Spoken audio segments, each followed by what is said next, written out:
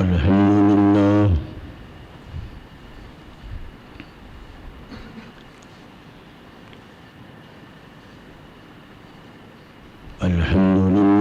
نحمده ونستعينه ونستغفره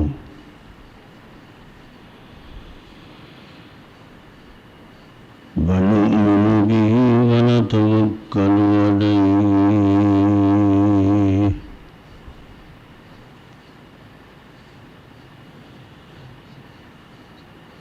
ونعوذ بالله من شرور أنفسنا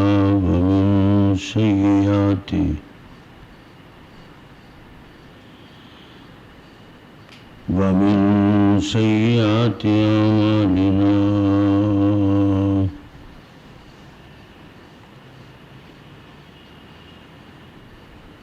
من يهده الله فلا مضل له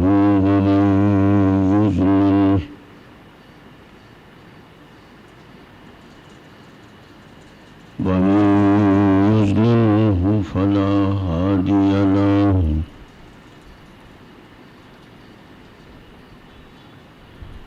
ونشهد أن لا إله إلا الله وحده لا شريك له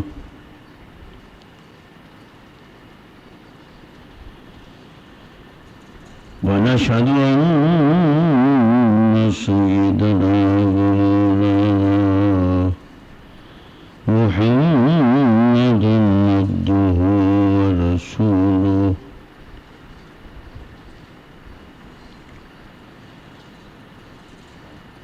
أما بعد فأعوذ بالله من الشيطان الرجيم بسم الله الرحمن الرحيم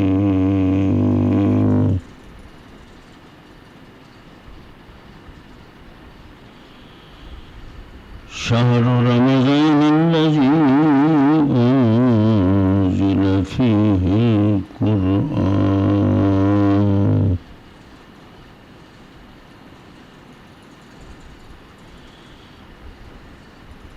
وقال رسول الله صلى الله عليه وسلم من قام رمضان إيمانا واحتسابا غفر له ما تقدم من ذنبه أو كما قال صلى الله عليه وسلم صدق الله مولانا العظيم وبلغنا رسوله النبي الكريم ونحن على ذلك لمن الشاهدين والشاكرين والحمد لله رب العالمين.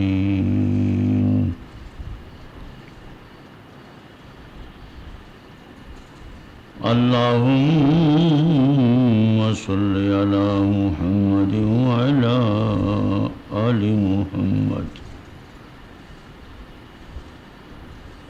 كما صليت على إبراهيم وعلى آل إبراهيم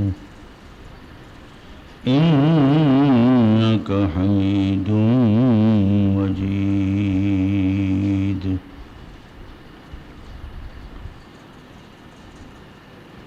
اللهم بارك على محمد وعلى آل محمد كما باركت على إبراهيم وعلى آل إبراهيم إنك حميد مجيد.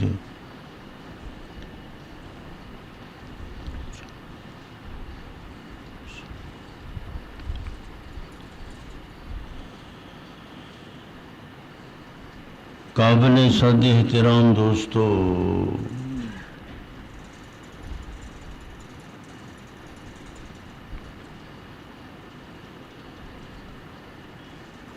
رمضان کا مبارک مہینہ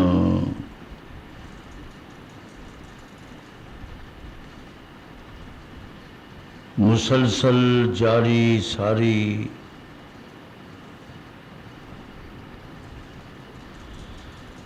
اللہ تبارک و تعالیٰ کی طرف سے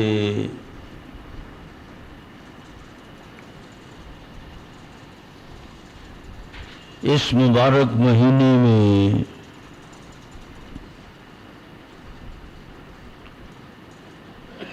رحمتوں کا، برکتوں کا، مغفرت کا،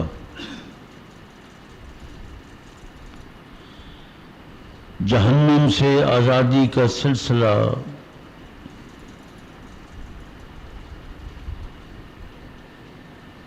مسلسل جاری ساری، رات بھی، دن بھی، صبح بھی، ہر گھڑی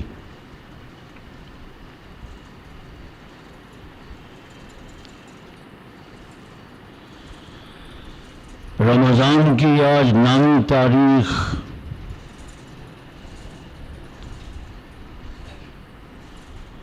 آٹھ روزے بڑی برکتوں کے ساتھ گزر گئے۔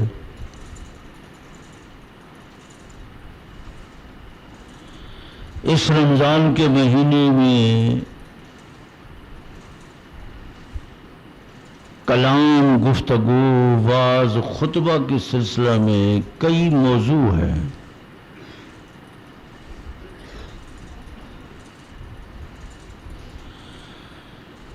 حضرت سیدہ خدیجہ رضی اللہ تعالی عنہا، آپ کی محبوب مبارک بیوی،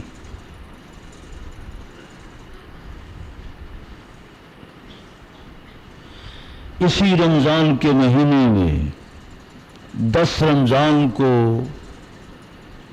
ان کی وفات ہوئی۔ مکہ مکرمہ کے قبرستان میں، پرانے قدیمی قبرستان کے اندر جنت المالا میں حضرت سیدہ خدیجہ رضی اللہ تعالی عنہا کو سابقہ دستور کے مطابق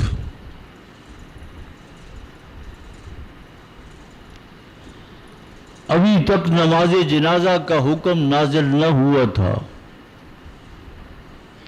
مکی زندگی تھی۔ مکی زندگی میں ایمان کی بات، توحید کی، رسالت کی، قیامت کی، عقیدے کی، صرف عقیدے کی دعوت دی جا رہی تھی۔ قولوا لا الہ الا اللہ تفلحوا۔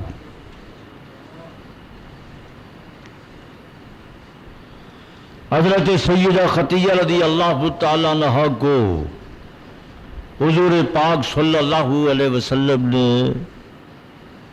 سابقہ اسی دستور کے مطابق ان کی تدفین ہوتی ہے۔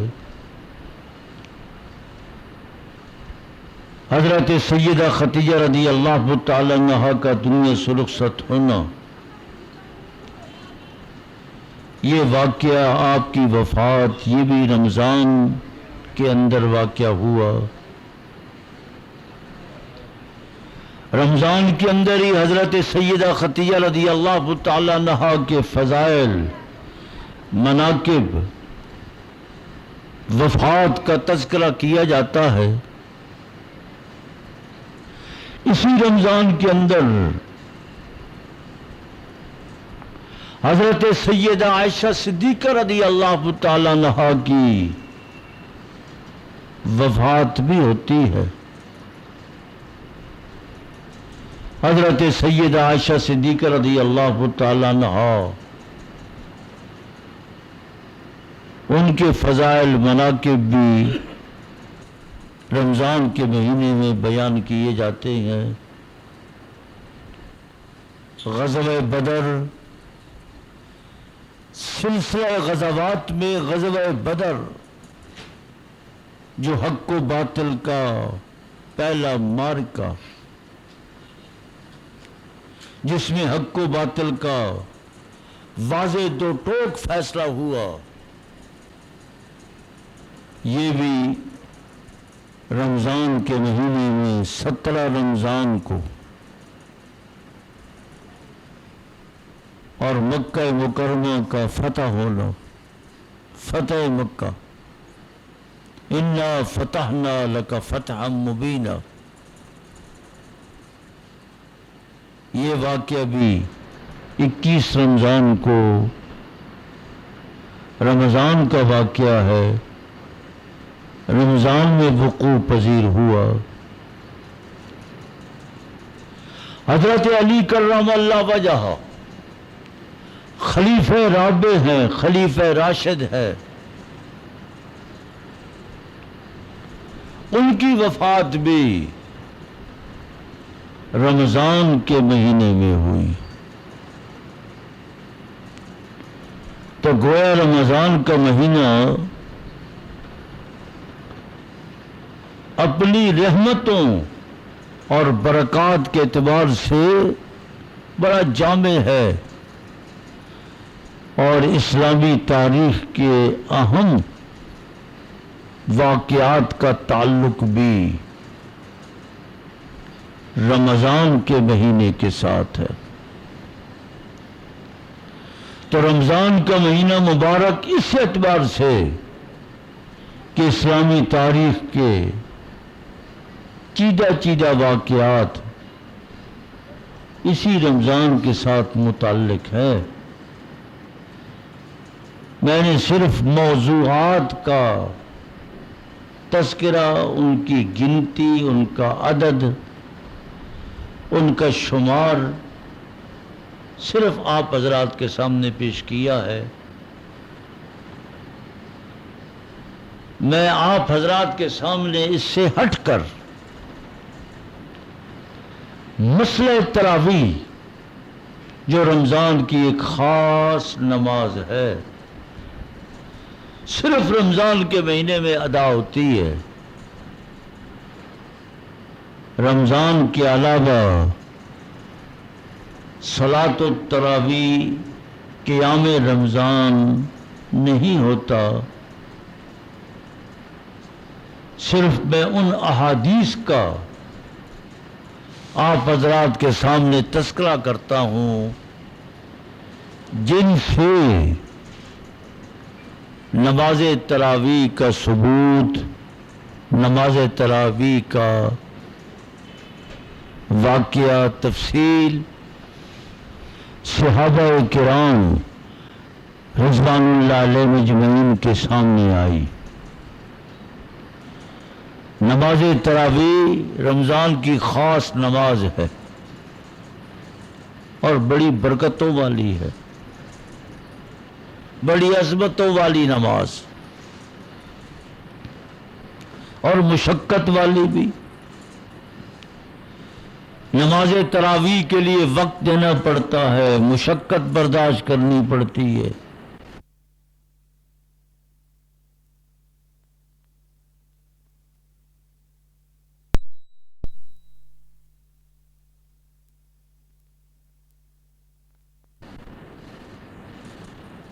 قرآن پاک کا اور رمضان کا آپس میں ربط، جوڑ، تعلق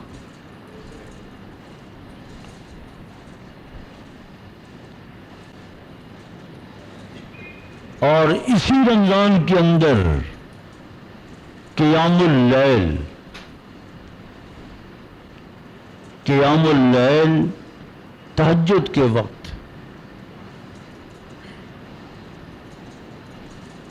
تو تہجد کے وقت 8 رکعت تہجد کی نماز پڑھی جاتی ہے، اس میں بھی قرآن پاک پڑھا جاتا ہے۔ جیسا کہ آپ حرمین شریفین عرب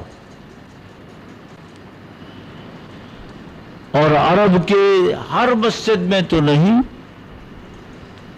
لیکن مسجد نبوی اور مسجد الحرام اور مخصوص مساجد جہاں لوگ اہل محلہ رہائش پذیر شوق ذوق رکھنے والے قرآن سننے والے عشاء کے وقت قیام اللیل ہوتا ہے، قیام رمضان ہوتا ہے، نماز تراویح ادا کی جاتی ہے، تہجد کے وقت پھر قیام اللیل، تہجد کی نماز اور تراویح، اس میں بھی مسلسل دو ہی امام، جس طرح 10 رکعت تراویح ایک امام پڑھاتا ہے، 10 رکعت تراویح دوسرا امام پڑھاتا ہے، تہجد کے وقت بھی 4 رکعت تہجد کی نماز ایک امام، اس میں قرآن پاک کی مخصوص مقدار پڑھی جاتی ہے، پھر 4 رکعت تہجد میں پھر دوسرا قاری صاحب مخصوص مقدار اس کی تلاوت جاری رکھتا ہے۔ یہ تلاوت کے 2 سلسلے جب بھی آپ ٹی وی دیکھتے ہیں کہ ہاں قرآن پاک پڑھا جا رہا ہے تو شروع رات میں مسجد نبوی آپ کے سامنے آ جائے تب، بیت اللہ شریف آ جائے تب تو نماز تراویح پڑھی جا رہی ہے۔ صبح کے وقت، تہجد کے وقت، پھر جب ٹی وی لگتا ہے تو بیت اللہ شریف سامنے آئے، پھر مسجد نبوی سامنے آئے تب، چونکہ مسجد الحرام میں زائرین، عمرہ کرنے والے، مسلسل عبادت گزار، عبادت کرنے والے لوگ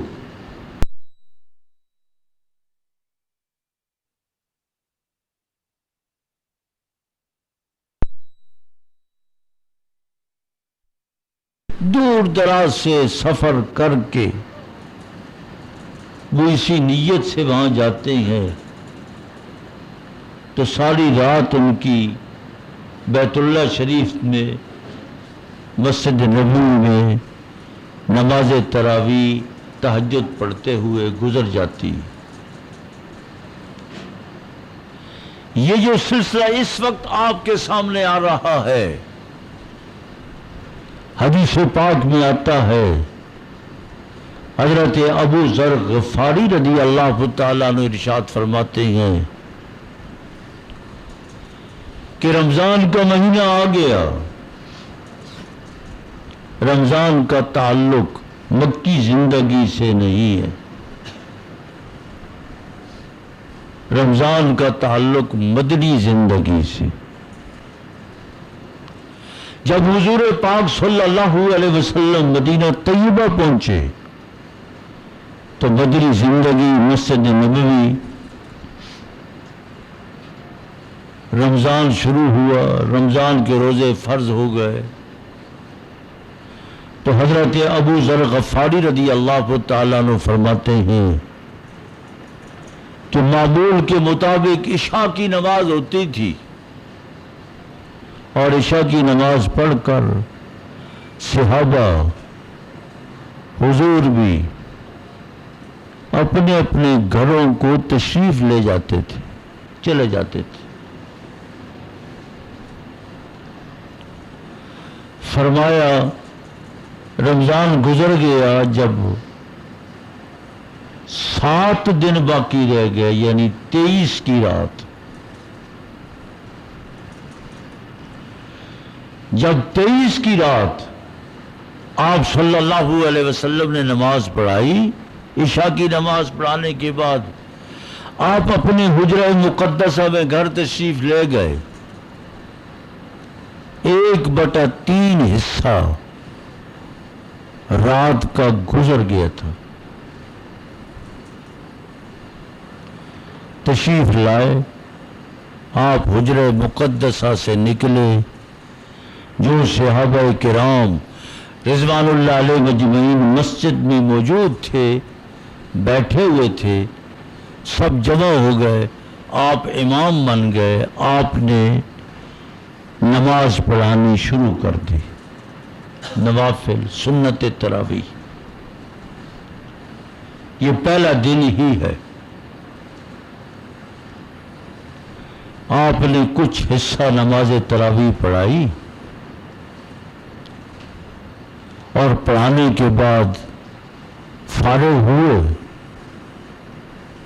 تو آپ صلی اللہ علیہ وسلم گھر تشریف لے گئے۔ یہ صرف واقعہ رات کی تہائی کا ہے، 1/3 حصے کا ہے۔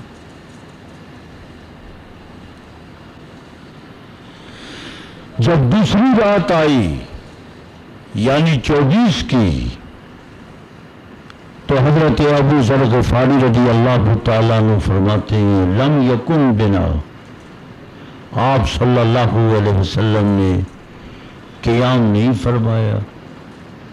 صحابہ مسجد میں بیٹھے ہوئے تھے، ذکر اذکار وظائف میں مشغول رہے، اور پھر صبح ہو گئی، پھر رات آ گئی، 25 کی رات آ گئی۔ وسلم نے 25 کی رات کو پھر عشاء کی نماز پڑھانے کے بعد آپ گھر تشریف لے گئے، آرام کیا، تھوڑی دیر کے بعد پھر آپ تشریف لائے۔ جتنے صحابہ مسجد میں موجود تھے سارے صحابہ حضور پاک صلی اللہ علیہ وسلم کے ساتھ شریک ہو کر نماز شروع کر دی۔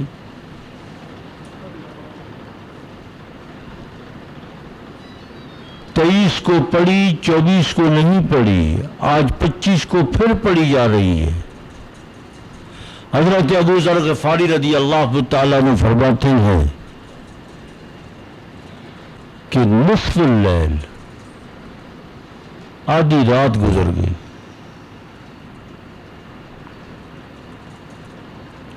اور پھر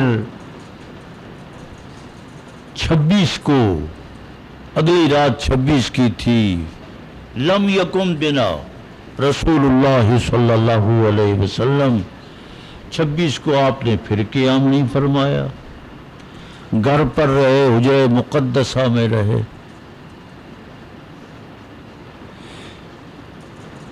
جب 27 کی رات آئی تو پھر 27 کی رات کو عشاء کی نماز عشاء کے وقت پڑھانے کے بعد آپ صلی اللہ علیہ وسلم گھر تشریف لے گئے۔ تھوڑی دیر کے بعد پھر آپ تشریف لے آئے۔ اب اس نماز کی شہرت ہو چکی تھی۔ دن کے وقت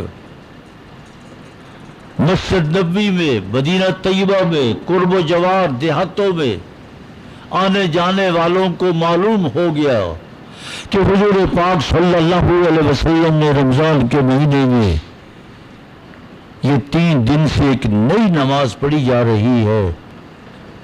تو 27 کی رات کو حضرت ابو ذر غفاری رضی اللہ تعالیٰ عنہ فرماتے ہیں کہ بہت سے صحابہ منتظر، آپ تشریف لائے، آپ نے پھر نماز شروع کر دی۔ جب آپ نے نماز شروع کی، اب یہ نماز آج کی 27 کی رات ہے، طویل نماز ہے، حتیٰ کہ حضرت ابو ذر غفاری رضی اللہ تعالیٰ عنہ فرماتے ہیں کہ اتنی دیر ہو گئی، اتنی دیر ہو گئی، ہمیں یہ خطرہ محسوس ہونے لگا کہ صبح ہو جائے گی۔ خشینا ان یفوتنا الفلاح، ہمیں یہ خطرہ ہوا کہ آج ہماری فلاح فوت ہو جائے۔ فلاح کیا چیز ہے؟ سحری. سحری کو فلاح سے تعبیر فرمائے.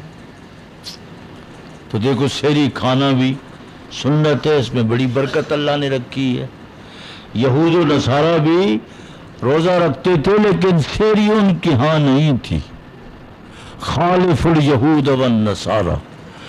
دل نہ بھی کرے، سحری کے وقت طبیعت نہیں چاہتی، ضعف ہے، کمزور ہے، بیماری ہے، پھر بھی سحری کے وقت کوئی چائے، کچھ تھوڑا سا پانی یا کوئی چیز تناول کر لینا، سحری کی نیت سے اللہ نے اس میں بڑی برکت رکھی ہے. صحابی فرماتے ہیں کہ اتنی طویل نماز ہوئی، اتنی طویل، خشینا ان یفوتنا الفلاح، آج تو ہماری فلاح فوت ہو جائے گی. لیکن آپ صلی اللہ علیہ وسلم نے سلام پھیرا، ابھی وقت باقی تھا، جلدی جلدی ہم اپنے اپنے گھروں میں پہنچے اور ہم نے اپنی سحری تناول کی، اور تناول کرنے کے بعد پھر صبح کی اذان ہو گئی. حضرت ابو ذر غفاری رضی اللہ تعالیٰ نے فرماتے ہیں کہ یہ جو 3 دن نماز پڑھی گئی، 23 کو پڑھی گئی، 24 کو نہیں پڑھی گئی، پھر 25 کو پڑھی گئی، 26 کو نہیں پڑھی گئی، پھر 27 کو پڑھی گئی، اب تو اس نماز کی دور دور تک شہرت ہو گئی، یہاں تک کہ 28 کی رات کو پھر دیہاتوں سے بھی صحابہ کرام اپنی سواریوں کے ذریعے سے پیدل مسجد نبوی تشریف لائے. حضور پاک صلی اللہ علیہ وسلم نے 28 کو عشاء کی نماز پڑھائی. پڑھانے کے بعد آپ حجرہ مقدسہ تشریف لے گئے، پردہ لٹکا دیا، صحابہ بیٹھے رہے، سنتیں پڑھی، نوافل، ذکر، اذکار، انتظار کرتے رہے کہ آپ تشریف لائیں گے.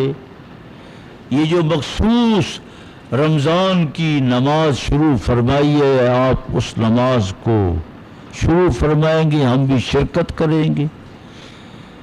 کچھ صحابہ تو ایسے جو 3 دن سے یہ نماز پڑھ رہی ہیں، کچھ صحابہ ایسے ہیں جو 2 دن سے، کچھ صحابہ ایسے جو 1 دن سے، کچھ صحابہ ایسے بھی تھے جو اس نماز میں شریک نہیں ہوئے تھے. آج ہی 28 کو وہ تشریف لائے ہیں. شرکت کا شوق، اشتیاق، محبت، بیدار اور بڑے مستعد کہ آج نماز ہونی چاہیے، بڑے مستعد تھے. انتظار کرتے رہے، انتظار ہوتا رہا، ساری رات گزر گئی، سحری ہو گئی، اور سحری کے وقت سحری تناول کی.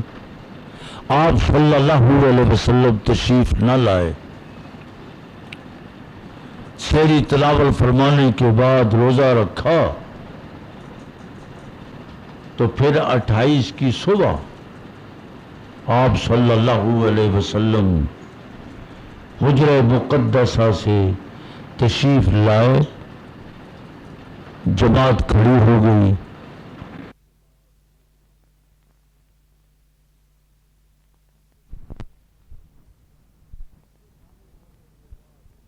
ان سے فارغ ہونے کے بعد آپ صلی اللہ علیہ وسلم قوم کی طرف، صحابہ کی طرف، نمازیوں کی طرف متوجہ ہوئے. فرمایا کہ ساری رات تمہارا انتظار میں دیکھتا رہا. حضرت سیدہ عائشہ صدیقہ رضی اللہ تعالیٰ عنہا بھی پردے سے دیکھتی رہی. صحابہ صفوں میں جڑ کر بیٹھے ہوئے ہیں.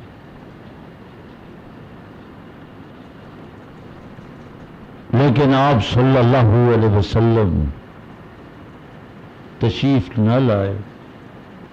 فرماتے ہیں کہ میں رات نہیں آیا. کیوں نہیں آیا؟ اب اس کی غرض حکمت، آپ صلی اللہ علیہ وسلم نے ارشاد فرمایا، رات تمہارا میں نے انتظار دیکھا، شوق دیکھا، محبت دیکھی، تم اس نماز کے لیے تڑپ رہے تھے، لیکن میں اس لیے نہیں آیا کہ مجھے یہ خوف ہے کہ کہیں ان یفرض علیکم، یہ نماز تم پر فرض نہ ہو جائے۔ دیکھو یہ آپ کی شفقت ہے،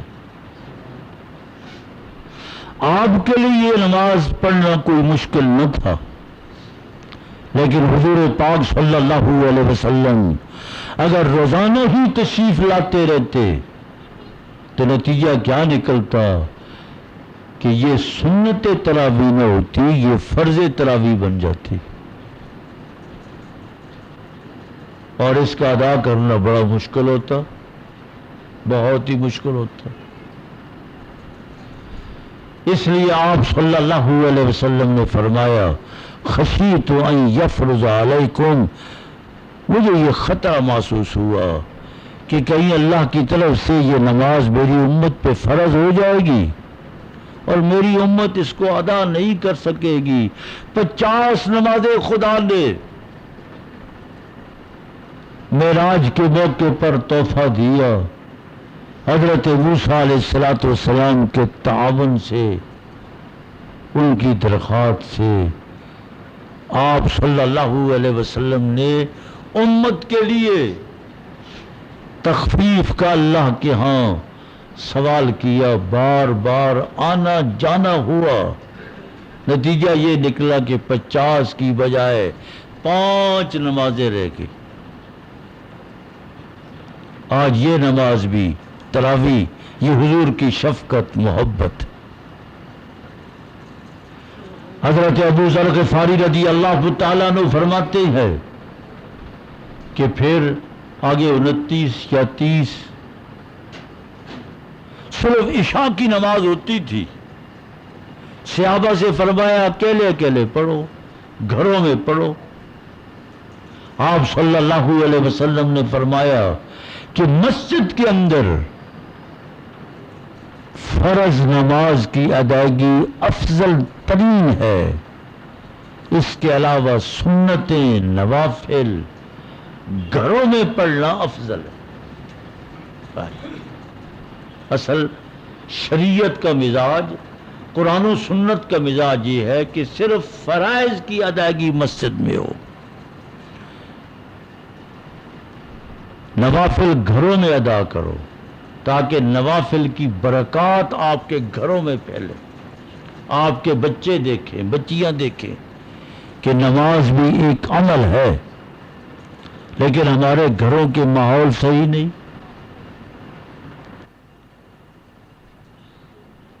اپنے اپنے گھروں کے ماحول دیکھو، نماز کی ادائیگی بڑا مشکل ہے، نوافل پڑھنا بھی بڑا مشکل ہے۔ اب علماء مشائخ کہتے ہیں کہ چلو مسجد کے اندر، مسجد ہے، سکون ہے، تسکین ہے، سکون سے آرام سے آپ مسجد کے اندر نوافل پڑھیں، سنتیں پڑھیں، لیکن شریعت کا مزاج یہی ہے۔ حضور پاک صلی اللہ علیہ وسلم صرف فرض نماز مسجد نبوی میں ادا فرماتے تھے، اور آپ پھر حجرہ مقدسہ میں جا کر نوافل سنتیں آپ ساری وہیں پڑھتے تھے۔ حضرت ابو ذر غفاری رضی اللہ تعالیٰ عنہ فرماتے ہیں کہ جب تک حضور پاک صلی اللہ علیہ وسلم زندہ رہے اور آپ حیات میں رہے، یہی سلسلہ تھا۔ جب بھی رمضان آتا تھا، عشاء کی نماز ہو جاتی تھی، حضور بھی حجرہ مقدسہ میں جا کر تراویح اکیلے اکیلے پڑھتے تھے، صحابہ بھی اکیلے، کچھ صحابہ مسجد نبوی میں پڑھ لیتے تھے، حتیٰ کہ حضور پاک صلی اللہ علیہ وسلم دنیا سے رخصت ہو گئے۔ حضرت صدیق اکبر رضی اللہ تعالیٰ عنہ خلیفہ بن گئے۔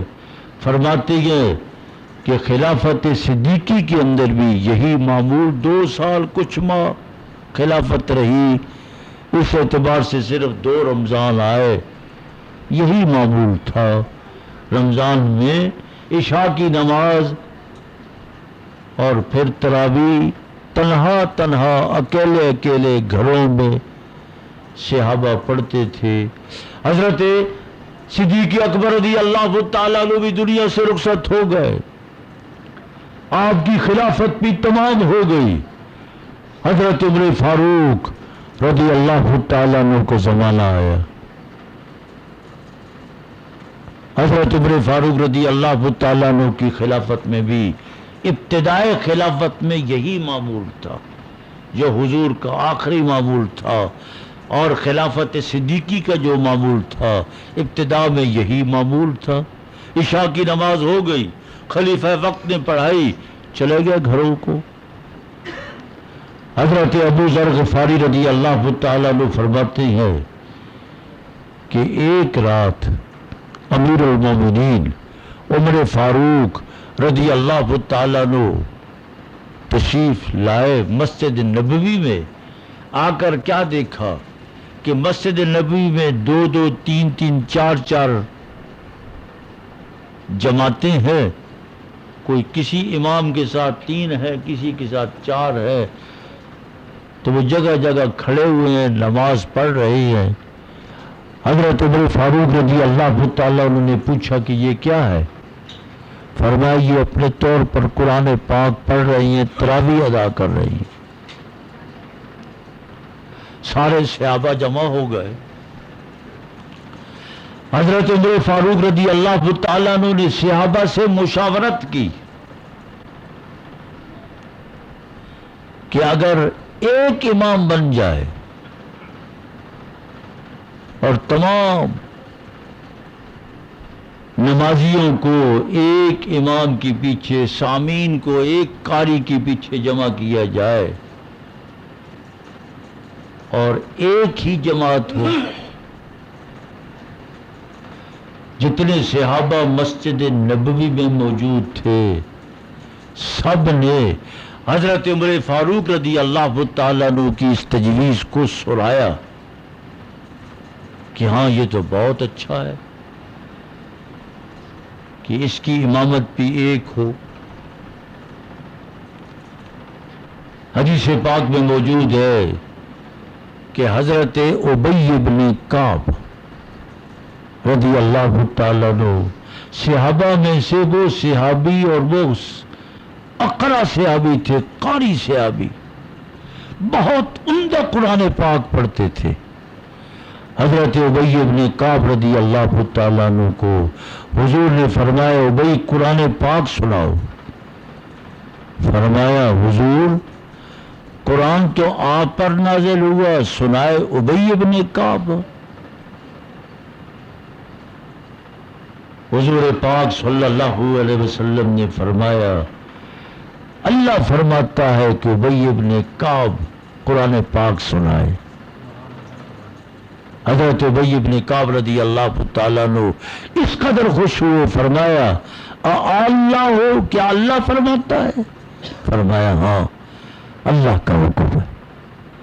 حضرت ابی بن کعب رضی اللہ تعالیٰ عنہ تمام صحابہ میں سے عمدہ قرآن پاک پڑھنے والے تھے، اور حضرت تمیم داری رضی اللہ تعالیٰ عنہ، 2 امام امیر المومنین عمر فاروق رضی اللہ تعالیٰ عنہ نے مسجد نبوی میں اور اپنی خلافت میں جہاں جہاں خلافت تھی آپ نے آرڈیننس نافذ کر دیا کہ یہ رمضان کی نماز، یہ قیام رمضان، یہ نماز تراویح، اب عشاء کی نماز کے بعد ہر مسجد کے اندر 2 قاری ہو، 10 رکعت ہر قاری نمازیوں کو نماز پڑھائے۔ یہ آج بھی آپ دیکھتے ہیں کہ حرم شریف میں، حرم نبوی میں اور حرم کعبۃ اللہ میں دو امام ہے، طواف بھی جاری ہے، امام کے سامنے سترہ ہوتا ہے، طواف جاری ہے، امام کے سامنے سترہ ہے مقام ابراہیم پر۔ جب امام کا سترہ ہو، توجہ حدیث پاک میں موجود ہے، سترۃ الامام سترۃ للقوم، امام کا سترہ پوری قوم کا سترہ ہے۔ وہ جو گول صف بنی ہوئی ہے سب کے سامنے سترہ نہیں، ہر نمازی کے سامنے سترہ نہیں ہے، صرف عبد الرحمن ابن سدیس کے سامنے ایک سترہ ہے، وہ کافی ہے سب کے لیے۔ سترۃ الامام سترۃ القوم، اور طواف بھی جاری ہے۔ جب سدیس صاحب 10 رکعت پڑھاتے ہیں، دوسرا امام صاحب آ جاتا ہے۔ پھر تہجد کے وقت بھی یہی ہے کہ 8 رکعت تراویح، 8 رکعت تہجد کی نماز، 4 رکعت تہجد کی نماز ایک امام پڑھاتا ہے اور 4 رکعت دوسرا امام پڑھاتا ہے۔ گویا کہ حرمین شریفین میں یا دوسری بڑی مساجد میں پورے سعودیہ کے اندر 2 امام ہوتے ہیں۔ نماز جو ہے تہجد کے وقت بھی قرآن پاک سنایا جاتا ہے، تراویح میں بھی قرآن پاک سنایا جاتا ہے، 2 قرآن پاک ختم ہوتے ہیں، اور ختم بھی 29 کو ہوتے ہیں، کیونکہ 29 کا مہینہ ہے۔ 29 تو یقینی ہے، 30 یقینی نہیں ہے۔ نامعلوم کہاں سے 27 نکالا؟ یہ پاکستان میں، انڈیا میں ہمارے دوستوں نے، بھئی حرمین شریفین، عمر فاروق کا تو آرڈیننس یہ ہے، وہ 29 کو، ہمارے ہاں 27 کو اپنی طرف سے ہم نے 27 کو لیلۃ القدر بنا دیا ہے۔ کسی حدیث پاک میں موجود نہیں ہے۔ ہاں علامات، نشانیاں، کچھ اشارات ہے کہ ہو سکتا ہے کہ لیلۃ القدر کی رات 27 کی ہو۔ اس لیے دوستو، یہ آج بھی جو سلسلہ تراویح کا چلا رہا ہے، یہ یہی ہے۔ حضور پاک صلی اللہ علیہ وسلم سے اس کا آغاز ہوا، حضرت صدیق اکبر کی خلافت میں تنہا، عمر فاروق کی ابتدائی خلافت کے اندر بھی یہ اکیلے، پھر عمر فاروق سے یہ سلسلہ شروع ہوا، پھر حضرت عثمان غنی، حضرت علی، اور آنے والے خلفاء آج تک اسلامی دنیا میں، اسلامی مملکتوں میں جب بھی رمضان کا مہینہ آتا ہے تو یہ تراویح کا سلسلہ شروع ہو جاتا ہے۔ یہ تراویح سنت تراویح ہے، جب آپ نے نیت کرنی ہے تو سنت تراویح، ہاں اس میں گنجائش موجود ہے۔ تمام مفتیان یہی کہتے ہیں، کوئی مریض ہے، بیمار ہے، عذر ہے، اکیلے بھی پڑھ سکتا ہے، کوئی حافظ قرآن ہے، اسے کوئی جگہ نہیں ملتی، اکیلے اپنے گھر کے اندر اپنا قرآن پاک یاد کرے، خود پڑھتا رہے، تو گنجائش موجود ہے۔ یہ ہے نماز تراویح جو احادیث سے معلوم ہوتی ہے۔ اللہ پاک ہم سب کو اس پر عمل کی توفیق عطا فرمائے۔ جن حضرات نے سنت نہیں پڑھی، سنتیں پڑھ